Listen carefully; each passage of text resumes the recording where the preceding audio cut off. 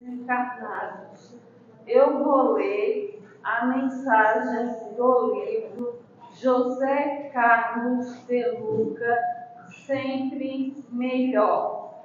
A maioria dos nossos problemas tem como causa a falta da manifestação do amor, seja na família, no trabalho, com os amigos e principalmente com nós mesmos.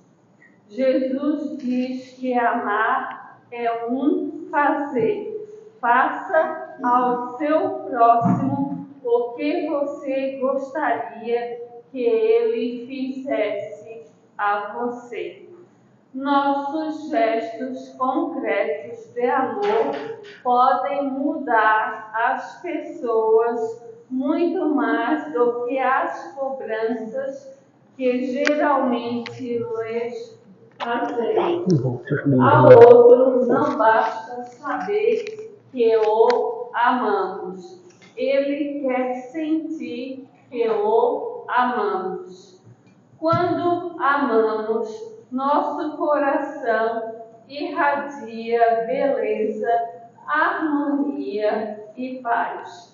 E tais sentimentos são profundamente curativos para o corpo e para a alma, curando quem ama e quem é amado. Obrigada a todos. Boa noite a todos, encarnados e desencarnados. Vamos pensar no nosso anjo de guarda, levar nosso pensamento a Deus e a Jesus.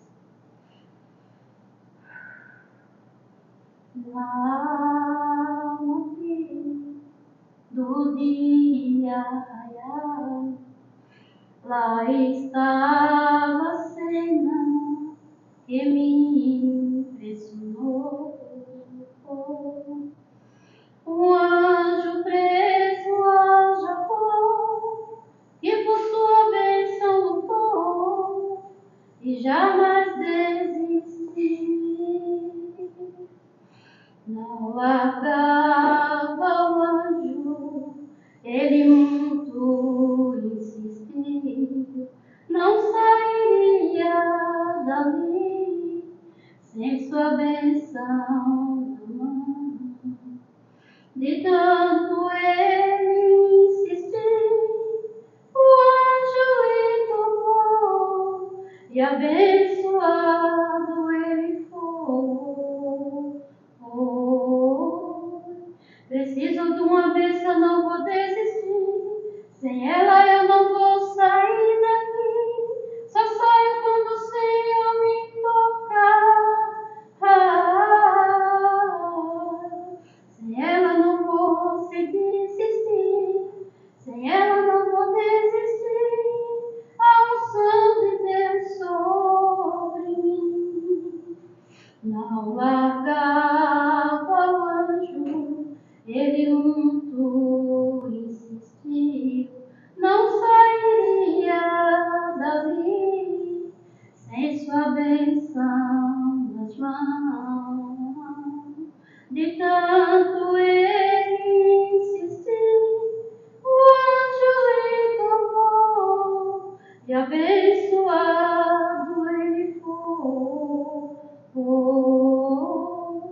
Preciso de uma bênção, não vou desistir. Sem ela eu não vou sair daqui. Só saio quando o Senhor me tocar. Sem ela eu não vou desistir. E nada vai impedir a unção de Deus sobre mim. Sem ela eu não vou desistir.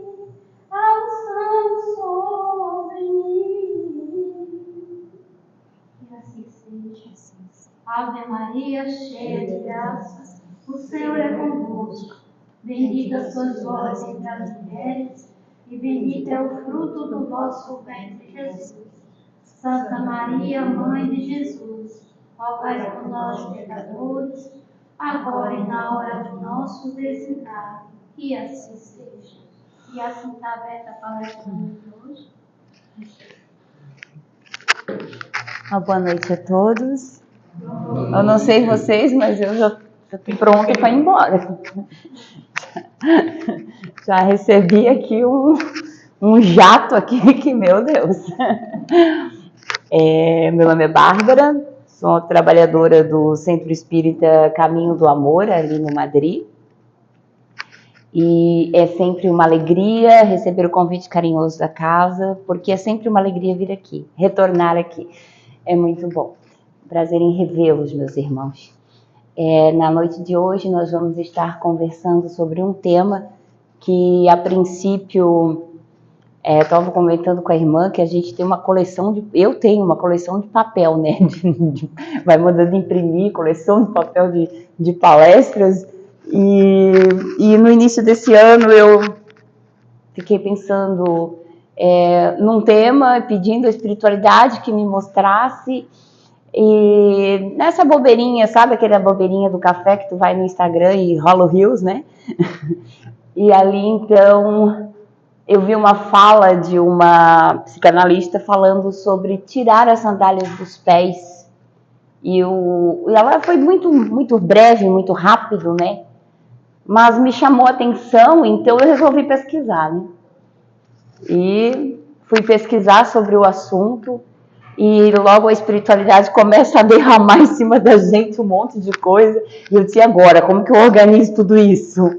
Né? Porque eles vão mudando, mas e agora? Como que organiza? Como que faz? Né? E eu tenho certeza de que o que foi preparado aqui ainda futuramente vai ser acrescentado, né?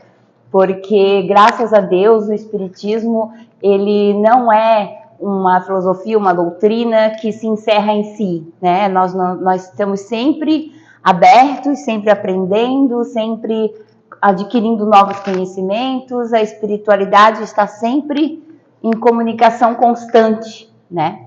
Então, eu acho isso simplesmente maravilhoso, essa doutrina, por conta de que nós não temos dogmas e verdades encerradas, né? É esse ponto. Não, né? Nós temos sempre muito mais para aprender. E eu costumo dizer que vai ser uma eternidade inteira e quem sabe a gente aprende. Mas, meus irmãos, no Antigo Testamento, no livro de Êxodo, conta-nos a história no capítulo 5 de Moisés. E Moisés, que era o príncipe do Egito, né? Foi adotado pela filha do faraó.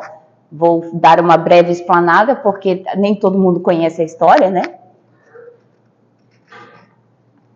Mas temos filmes, desenhos, animações também contando a história dele, né? A Disney conseguiu trazer isso também, né? De uma forma bem lúdica.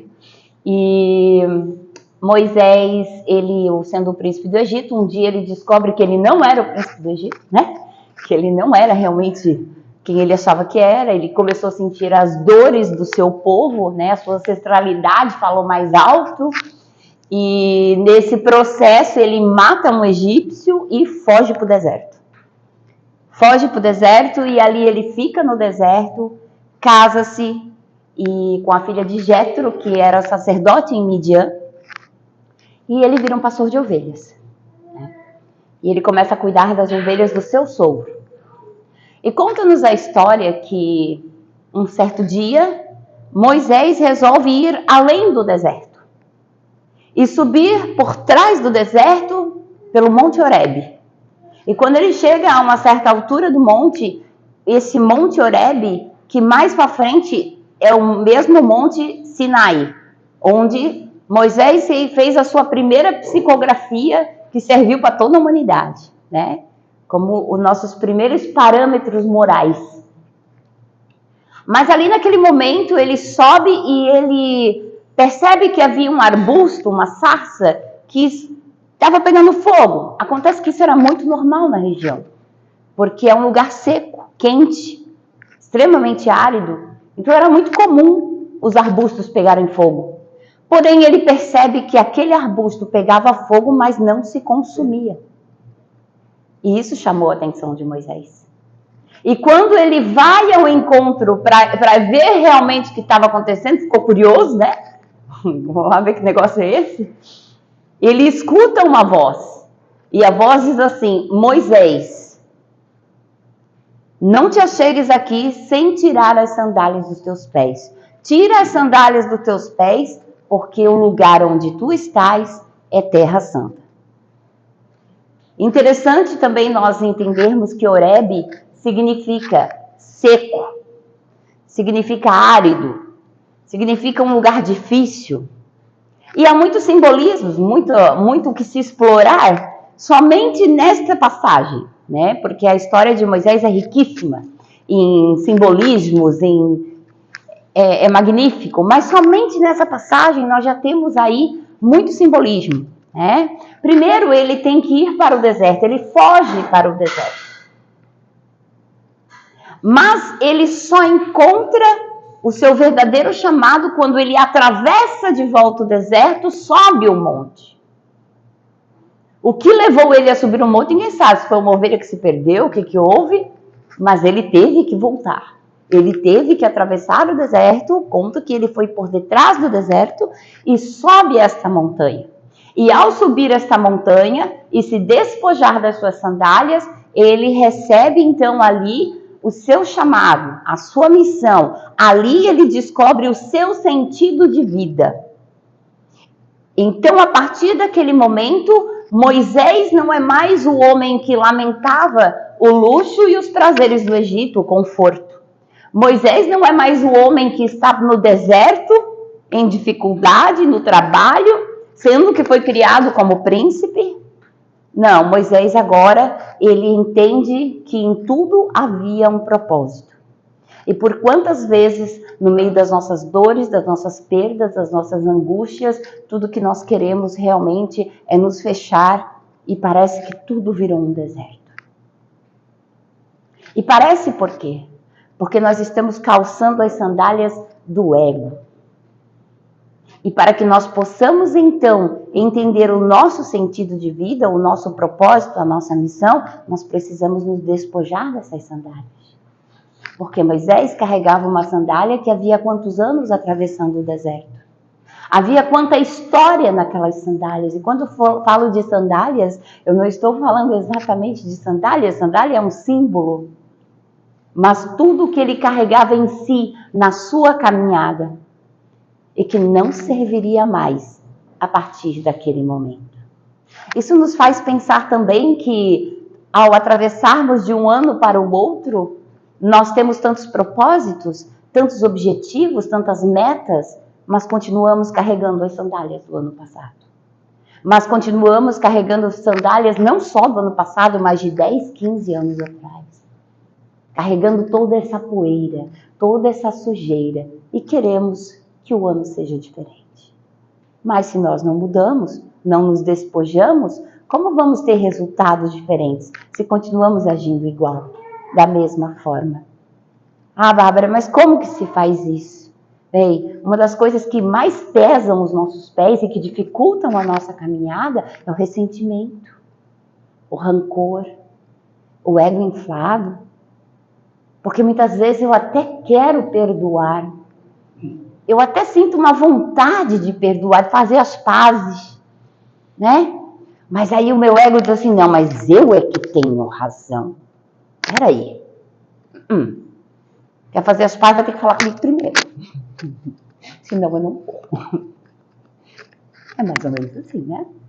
E assim nós continuamos carregando aquela sujeirinha nos nossos pés. No capítulo 17 do Evangelho segundo o Espiritismo, sede perfeitos. Nesse capítulo, Kardec nos lembra que o nosso progresso moral começa pela renúncia. E é tão difícil renunciar, né? É tão difícil pegar o espelho, olhar para dentro de mim e dizer assim, não, peraí, eu acho que não está lá não, acho que está aqui. Eu acho que o problema não está ali, o problema está aqui. Né? É tão difícil. Mas o Kardec nos traz aqui que é o despojamento das nossas imperfeições. E para despojar, tem que olhar, tem que reconhecer. E é difícil reconhecer, Não é fácil. É um processo muito doloroso.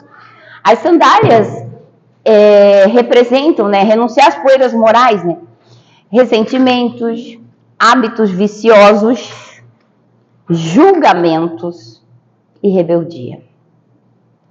Entre esses aqui, cada um sabe onde o seu calo aperta, né? Mas julgamento é interessante, né? Porque a gente tem o hábito de julgar. Ah, mas aconteceu isso, mas também porque fulano fez assim. Se tivesse feito assim, não teria acontecido isso. E até no meio das tragédias em que nós ouvimos notícias na mídia, nós ainda temos a capacidade de julgar também. Como se fôssemos juízes, instituídos juízes sobre a terra, sobre a humanidade. Mas esquecemos de montar o tribunal da nossa consciência. Esquecemos de montar o tribunal aqui dentro da nossa consciência. Porque enquanto esse tribunal da nossa consciência estiver sufocado e calado porque eu estou só julgando o outro, nós não vamos ter nenhum progresso moral. O mesmo movimento é descrito no Livro dos Espíritos, na questão 919, nas palavras de Santo Agostinho, conhece-te a ti mesmo. Né?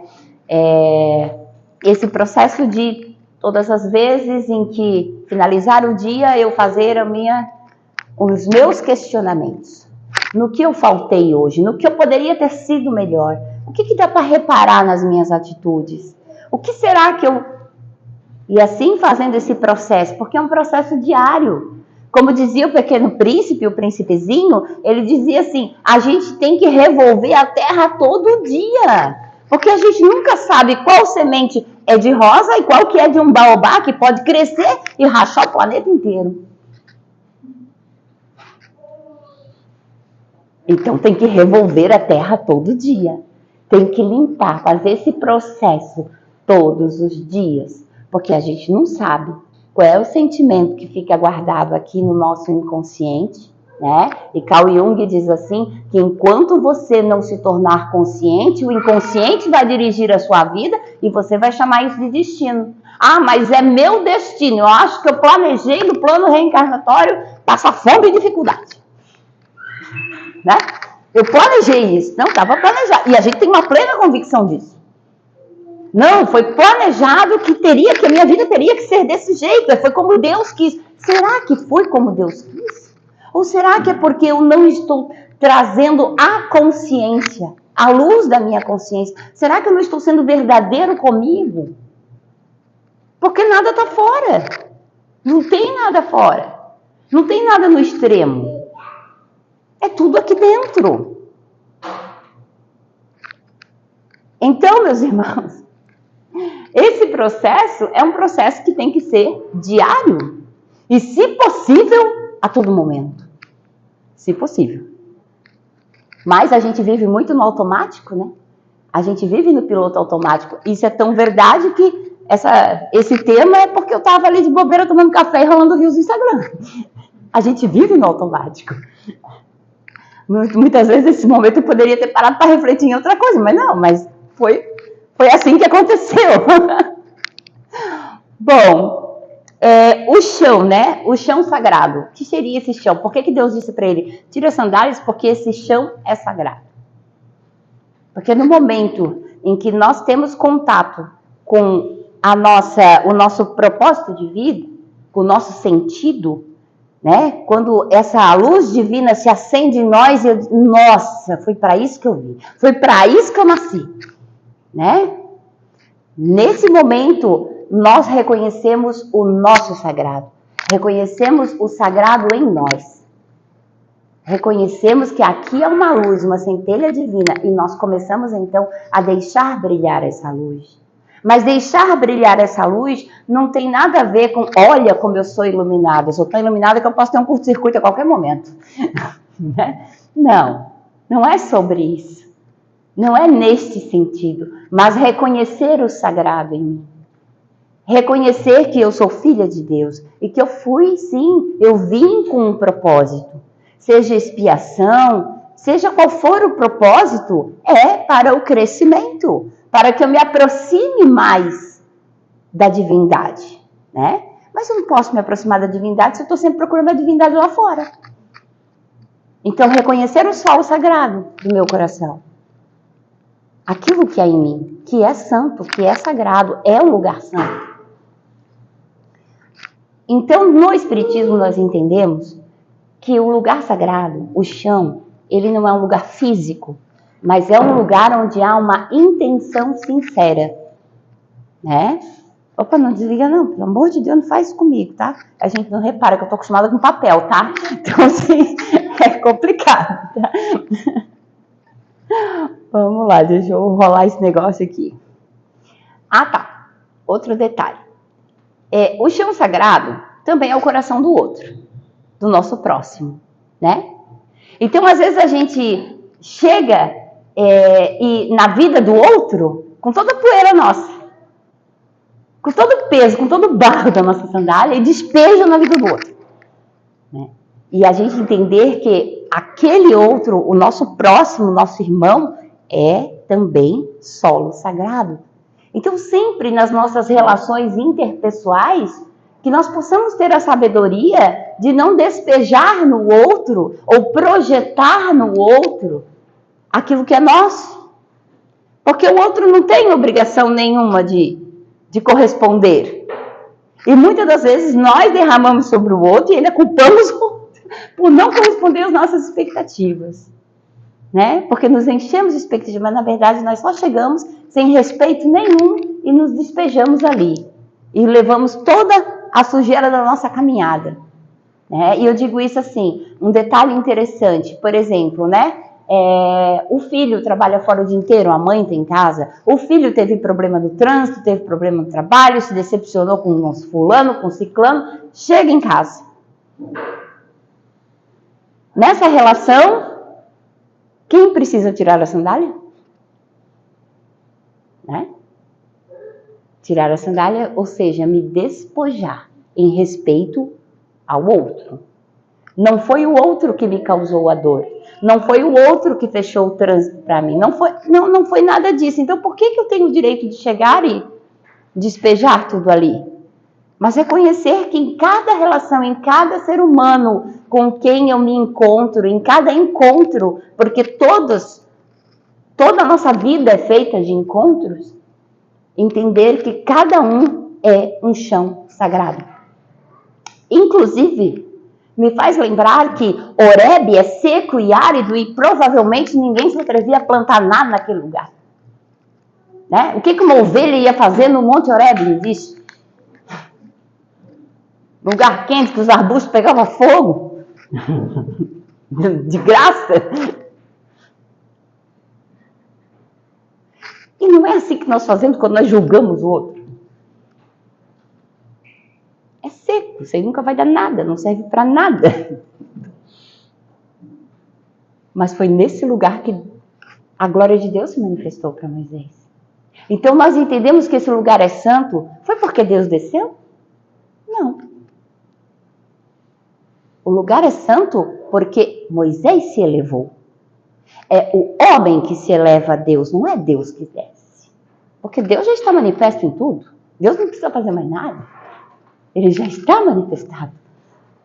Mas quando nós nos elevamos o quê? A nossa consciência moral. Né? E quando eu falo moral, não estou falando de parâmetros sociais. Quando eu falo moral, eu estou falando de fundamentos morais. Que começa lá com os 10 mandamentos, da primeira psicografia. Amarás o teu Deus sobre todas as coisas, teu próximo como a ti mesmo. O grande mandamento, né? Que foi o que Cristo deixou explícito. Então, isso são elevações morais. Ser amoroso, ser sincero, ser caridoso, ser verdadeiro, né? Ter caráter, ser íntegro na sua palavra. Tudo isso são parâmetros morais. E cada vez que nós conseguimos, então, nos elevar nesses parâmetros, não é Deus que desce a nós, mas nós que nos elevamos até a divindade. Aqui também, gente, tomara que... dá tempo ainda. Dá. Eu fico preocupada com o horário. No Livro dos Espíritos, questões 115 a 120. nós aprendemos que todos os espíritos estão destinados à perfeição. Todos os espíritos. O progresso é lei divina. E daí a gente fica pensando, então quanto tempo aqui na Terra mesmo? Uns 8.000 anos? Por aí, né? Mais ou menos essa conta, né? Aí a gente pensa que não melhorou. Mas a gente melhorou e muito. Eu te ver, hoje nós estamos sentados aqui. Sexta-feira, sextou, e nós estamos sentados aqui. Ouvindo uma pessoa que vocês mal viram na vida falar. Olha como a gente melhorou. Tá? A gente melhorou bastante. E eu não digo só comparado a 8.000 anos atrás, né? Eu digo comparado até a 10, 15, 20 anos atrás. Então, entender que o dia de hoje nós estamos na nossa melhor versão. Por quê? Porque nós estamos destinados ao progresso. Isso é lei divina.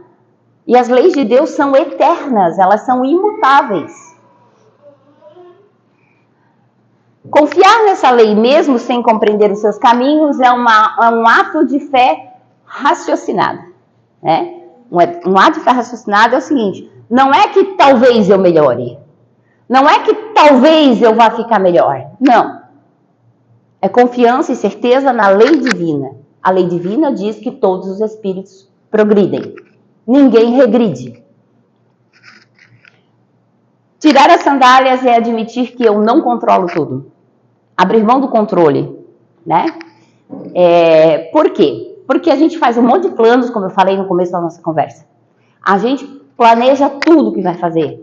E, de repente, vem uma coisinha pequenininha. Eu não vou nem falar de coisas grandes, tá, gente? Vem uma coisinha pequenininha, tipo, dou uma topada no pé, quebro o dedão, engesso o pé e deu. Já mudou tudo. Certas coisas que eu planejava já não vão acontecer. Não é verdade? Quebrou o mindinho, já... alguma coisa já sai do meu projeto. A mesma coisa, nossa, de repente, alguém que era o apoio financeiro da família, perde o emprego. E aí, como é que ficam os meus projetos? É muito simples. É entender que nós fazemos os nossos planos, mas a resposta é de Deus. Lá no livro de Isaías diz que os meus caminhos são muito mais altos, muito mais perfeitos. Os meus pensamentos são muito mais altos do que o de vocês. Então a gente planeja e... peraí, qualquer coisinha... olha a fragilidade da nossa vida. Olha como... só que nós não entendemos que ainda assim Deus está no controle. Não é nós que estamos no controle. Não é nós que estamos no controle. Porque se Moisés não tivesse atravessado o deserto, carregando um monte de ovelhas, subido aquela montanha, seca, sem água, gente, imagina. Certo? Ele só estava subindo e pensando, agora deu tudo errado. Provavelmente que sim, gente, eu não sei, né? Eu não ia gostar de passear um lugarzinho desse, não. Né? Então, provavelmente estava dando tudo errado para ele. Mas, ainda assim, Deus se manifesta a ele e mostra para ele o propósito. Então, entender que quando as coisas dão errado, não está errado, gente, está certo. É doloroso. Dói pra caramba reconhecer que deu tudo errado que eu planejei. Mas não está errado, não. Não está errado se a gente confia na lei divina, abre mão do controle e entende que o controle não é nosso. Nos propósitos. Porque muitas vezes a gente já se comprometeu lá antes de vir, né? Preencheu o caderninho, combinou tudo. Aí chega aqui e já... não, mas não é bem assim que eu queria, não. Né? Aí a gente procura outros caminhos, a espiritualidade vem e atravessa. Opa, peraí, vou dar um jeito dela... vou dar um jeito de botar ela no trilho que ela combinou com a gente que ia fazer. Né? Não é assim que acontece? É assim que acontece. Bem... eu me entrego à vontade divina, né? O que é se entregar à vontade divina? É quando a gente faz a oração do Pai Nosso e a gente diz assim, seja feita a tua vontade assim na terra como no céu. Mas se por acaso a tua vontade coincidir com a minha, vai ser melhor. Porque eu acho que o meu projetinho aqui, Deus, né? A tua vontade, mas assim, mas a minha era essa. acho que o meu projeto está mais legal. Né? O teu vai demorar muito. Se quiser combinar com a minha, tá tudo certo, né? Vai ser melhor ainda. Eu caminho pela lei do amor, que é fazer aos outros o que quereis que vos façam, um dos princípios da lei do amor, como essa leitura maravilhosa que a nossa irmã fez agora no início, né? E a resposta de tudo é o amor sempre. Reverência ao sagrado como porta de elevação. No Espiritismo, nós entendemos que a reverência, ela não é ritualística, né? Nós não temos práticas ritualísticas para reverenciar o sagrado, né? A reverência ao sagrado é moral, atitudes morais, né? No capítulo 7 do Evangelho segundo o Espiritismo, bem-aventurados os pobres de espírito, Kardec nos ensina que a humildade é a base de toda a luz. É a base de toda a luz. A humildade. No livro de Provérbios, não vou lembrar qual provérbio agora, gente, mas diz assim, que a humildade vai adiante da honra. A humildade, ela precede a honra. Sempre. Então, cada vez que eu falo de humildade, eu não posso deixar de lembrar do nosso amado Chico Xavier, né?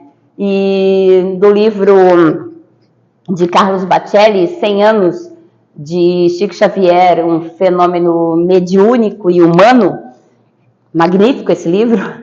Em uma certa ocasião, ele conta que o Chico foi colocado como réu diante da sua congregação, diante dos seus próprios irmãos, né? Sentaram com ele para um breve julgamento. Olha, Chico, você está ficando soberbo. E você vai cair. Porque agora você está se achando, Chico, com todas as suas obras escritas, com tudo isso, e você, né? Você vai cair, Chico. O Chico de cabeça baixa, não, meus irmãos, eu não vou cair, né? Ah, tá vendo como vai cair? Olha o orgulho aí, ó. Ainda tem a capacidade de dizer que não vai cair. Aí ele diz, não, meus irmãos, eu não vou cair porque eu nunca me levantei. Então, eu sempre trago essa história como exemplo de humildade. Reconhecer que eu só sei que nada sei.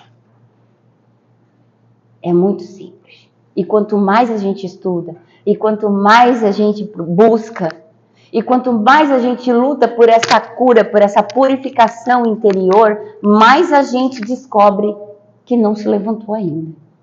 Que não sabe de nada. Que tem muito que aprender.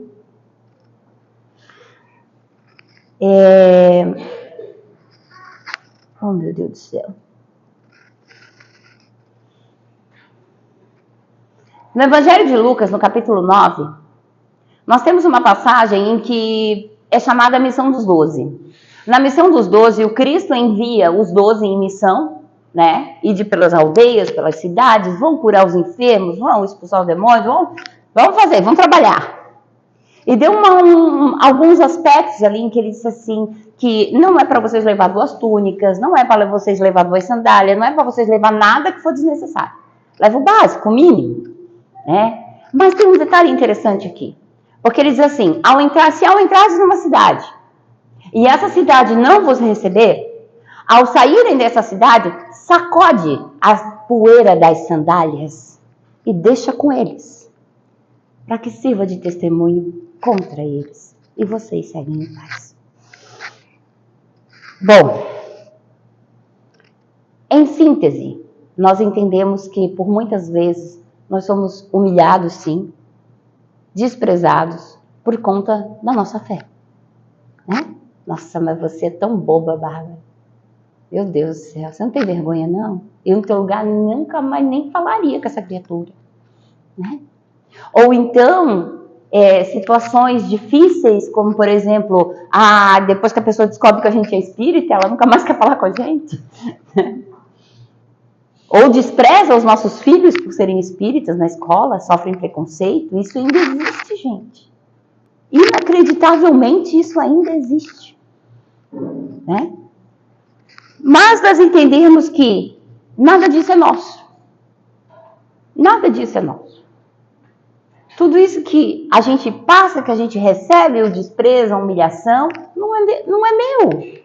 E se não é meu, o que eu faço? Sacudo a poeira das sandálias e deixo. Não preciso levar comigo na caminhada. Opa!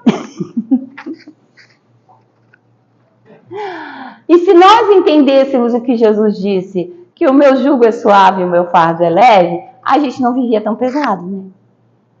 Nossos dias não seriam tão difíceis. Então compreendemos que nós somos responsáveis por tanto peso. No Livro dos Espíritos, questão 926, Allan Kardec pergunta aos espíritos, eu gosto muito dessa questão, 926, porque eu gosto de todas, mas especialmente dessa. Ele pergunta assim: criando novas necessidades, a civilização é fonte de novas aflições? Essa é a pergunta de Allan Kardec aos espíritos. Né? Criando novas necessidades. Allan Kardec, né? A resposta foi: os males deste mundo estão na razão das necessidades artificiais que criais para vocês mesmos. Né? Quais são as nossas necessidades hoje? Básicas, assim. Se acontecer alguma coisa, como aconteceu, né, na pandemia, quais são as nossas necessidades básicas? É ter 2 carros na garagem? É ter uma casa de campo, uma casa na cidade e mais uma casa na praia? É necessidade básica. Né? Quais são nossas necessidades básicas?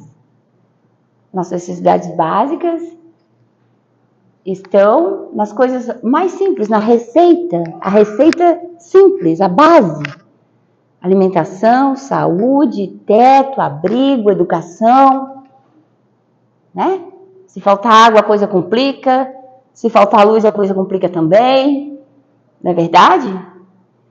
Mas aí nós criamos novas necessidades. Porque a grama do vizinho sempre parece mais verde. Né? O carro dele sempre parece melhor que o meu. Tudo na casa dele parece... Os filhos dele são mais bonitos, educados e perfeitos, até se duvidar. E a escola deles é melhor. E a gente está sempre se comparando a vida do outro e começamos a criar novas necessidades. E aí nós mesmos nos afligimos. Nós mesmos causamos as nossas aflições por conta de superficialidade. No livro 100 anos de Chico Xavier também, para finalizar, meus irmãos, porque eu dei uma enxugadinha aqui porque eu fico preocupada com o horário. Em uma ocasião especial, que era 18 de abril de 1949, era aniversário do Livro dos Espíritos.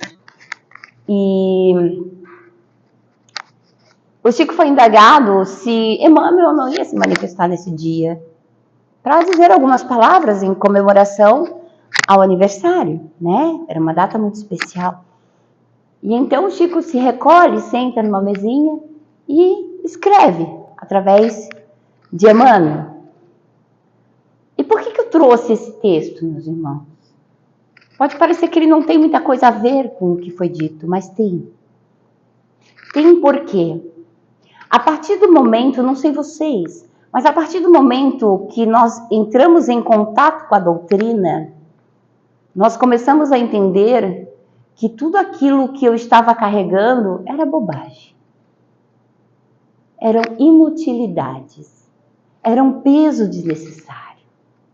A partir do momento que eu entro em contato com a doutrina, eu começo então a fazer ali um trabalho de uma restauração interior. Eu começo a ver que não é minha roupa que vai fazer diferença, não é o que eu como que vai fazer diferença, não é o corte do meu cabelo, não é eu estar em qualquer ritual de qualquer religião que vai fazer diferença.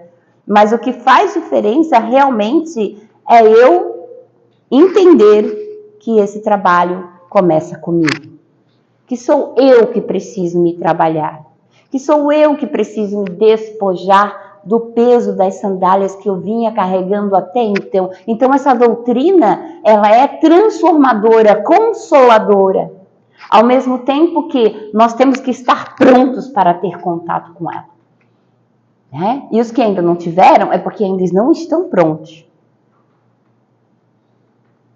Mas é um grande passo na escola do aprendizado. Diz assim: irmãos, lembremos-nos sempre que o Espiritismo, ele visto, pode ser apenas um fenômeno. Ouvido, pode ser apenas consolação. Vitorioso, pode ser apenas festividade. Estudado, pode ser apenas uma escola. Discutido, pode se tornar sectarismo. Propagado, pode ser somente um movimento. Sistematizado, ele pode ser somente filosofia. Observado, pode ser apenas ciência. Meditado, pode ser apenas uma doutrina. Sentido, pode ser apenas uma crença. Não esqueçamos, porém, que o Espiritismo aplicado é vida eterna. E eterna com libertação. Trabalho, solidariedade, tolerância. De coração elevado a Jesus, não temos por agora a divisa mais nobre a recordar. Vivei na fé consoladora. O Espiritismo é sol. Brilhai na vossa luz. E que brilhe a nossa luz. Porque até eu entrar em contato com essa doutrina, eu nem sabia que existia luz, tá? Eu só pensava assim, Deus, como pode haver tanta treva em mim? Aí ainda penso, tá? Só que hoje eu tenho consciência de que há uma luzinha aqui que eu preciso reacender ela todos os dias, que é um trabalho constante e diário. Meus amados e queridos, eu agradeço por essa grande oportunidade de estar aqui com vocês esta noite. Desejo a todos um excelente final de semana, com a graça de Deus, né? Que o amado Jesus possa estar presente em nossos corações, hoje e sempre. Muito obrigada.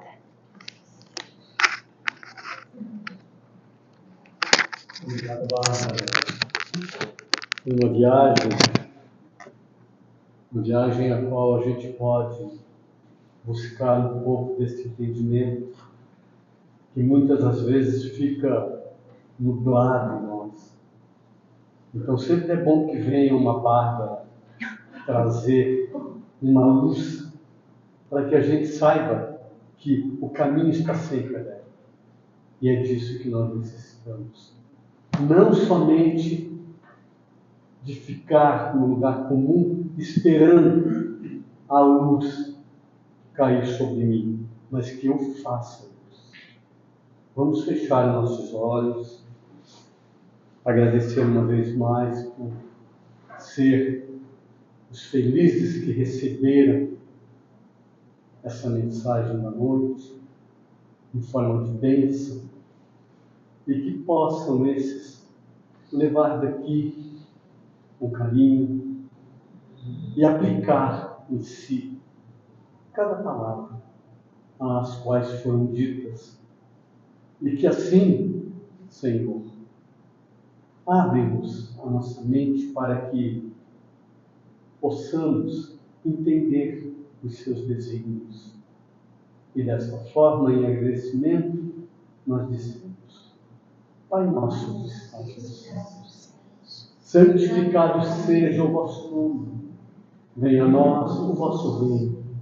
Seja feita a vossa vontade, assim na terra como nos céus. O pão nosso de cada dia nos dai hoje. Perdoai, Senhor, as nossas ofensas, assim como nós devemos de perdoar aqueles que nos ofenderam. E não nos deixes cair nas tentações, mas livrai-nos de todos os males, agora e sempre que assim seja. E desta forma, então, agradecemos o grupo espiritual que age nesse ambiente, a nossa Mãe Maria de Nazaré e a Jesus, que é a ponte que nos leva ao Pai. Agradecemos a todos, pedimos que permaneçam nesse mesmo silêncio, e a seguir teremos o passe e serão chamados banco a banco, cada um. Muito obrigado, uma boa noite a todos e um excelente final de semana.